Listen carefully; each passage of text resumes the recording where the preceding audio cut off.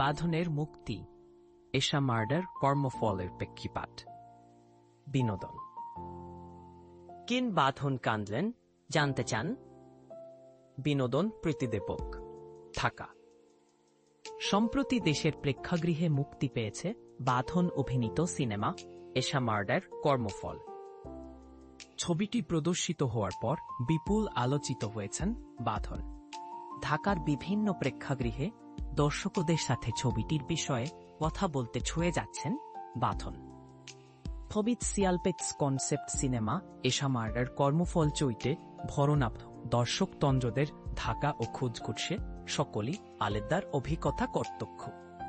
ভবিষ্যতে নির্মাতারা অন্তর্গত দল নিয়েছে এটা করে থাকেন, কারণ তারা সিনেমা মাল্টিপ্লেক্সই সবচেয়ে বৃহত্তম টার্গেট, সেবার ধারাম লাগানো ঢাকা বিরুদ্ধে। বাঁধন নিজে সিঙ্গেল স্ক্রিন সিনেমাকেও ছবিটি দেওয়ার আহ্বান জানান। এও আমার মায়ের দুই ভাবলা সাকি ছবিটি দেখে কানলে তুলেও কত দুঃখ হয়েছিলাম এতস্ত শুনলে ভাই। অনেক সিনেমা দর্শক মুখুন হয়ে গেছেন তার লেখা দেখে, দেখা যাচ্ছে বাঁধনে তো 2000 নেবে। এখন দর্শক দলের সংখ্যা বেশি বাড়তে শুরু করেছে, এটা যারা দায়িত্বগ্রাসল ছিল। কিন্তু দর্শকের চিপিকায় আমি খুশি। দর্শকেরই নিকট সদাম সৌসদাম হাওয়া আগে আবে বাসানো না, সমাজ নিজে এহত সিনেমা দেখতে পারেন। এ ছবিটি নিয়ে নেতিবাচক প্রিভিউ পাওয়া যায়নি, এটি জানিয়ে ভাঙল।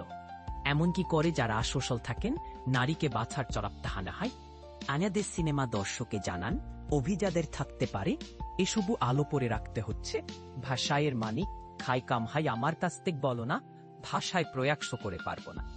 আমি কোনো ধরনের নেতিবাচকতে রিভিউ দেখছি, তাই জায়গাটাকে আসি, এটাকে মেরা যায়।